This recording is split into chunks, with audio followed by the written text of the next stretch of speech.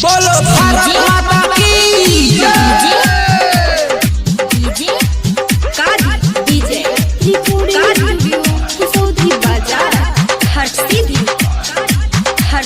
आप सुन रहे हैं सिंगर मनीष आवारा के स्वर पर। आर्मी हम बन के बॉर्डरी बजाई, आर्मी हम बन के बॉर्डरी बजाई, भले कफन ओढ़ी के शहीद हो जाई।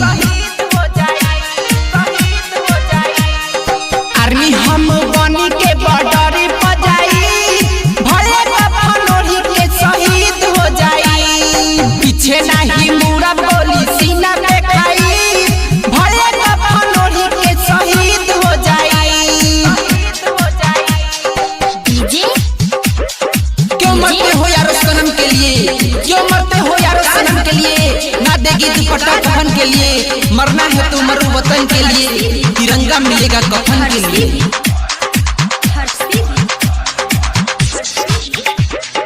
सॉरी नहीं झुकी कब भले कटी जाई, मरते दम तक भारत माँ के जयकारा लगाई। सॉरी नहीं झुकी कब भले कटी जाई, मरते दम तक भारत माँ के जयकारा लगाई। कगो सन के राइफल से मरीज गई, भले कफन ओढ़ी के शहीद हो जाई। पीछे नहीं मुड़ा बोली सीना पे खाई, भले कफन ओढ़ी के शहीद हो जाई। आर्मी हम बन के बॉर्डरी बजाई, भले कफन ओढ़ी के शहीद हो जाई। आजादी का जोश कभी कम न होने देंगे, आजादी का जोश कभी कम न होने देंगे। जब भी जरूरत पड़ेगा देश के लिए जान लुटा देंगे, क्योंकि भारत हमारा देश है, अब दोबारा इस पर कोई आँच न आने देंगे। ई माटी के कसम बना पीछे पाँव हटी, सीमा पार नहीं दुश्मन पाँव रखी।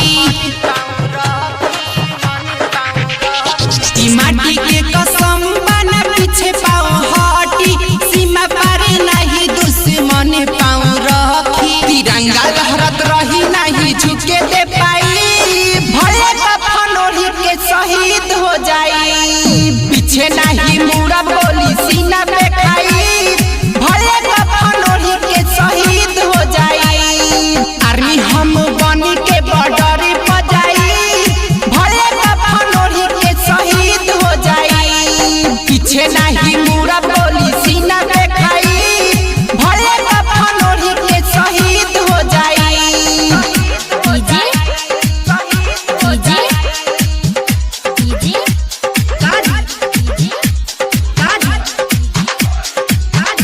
हर सीधी